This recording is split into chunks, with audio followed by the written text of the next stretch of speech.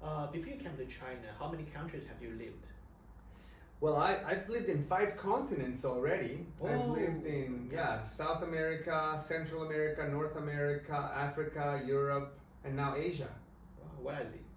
Sorry? What are those countries in those continents? Well, as you know, I was born in Colombia. We lived in Mexico for 3.5 years, Guatemala for 9 years. I was in the United States for 5 years. I was in Morocco in Africa for a summer. I lived there for 3.5 months.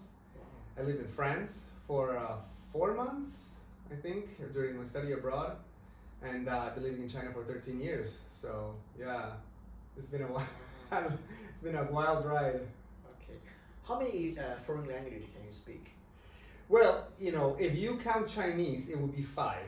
But of course, Chinese is only like a lower intermediate level, so I would say 4.5.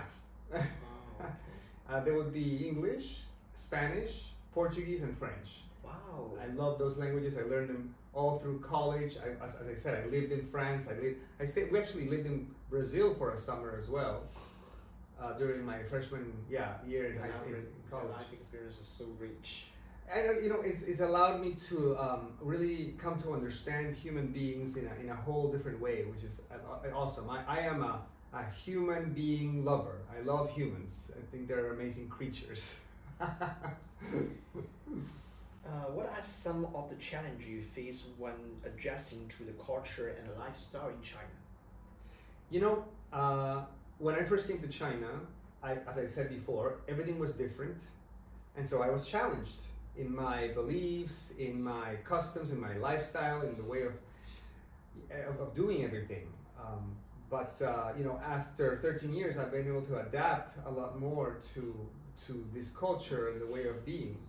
I think that some of the things that were challenging for me at first was that the food was different, the language was very different, and also the mentality of people is very different.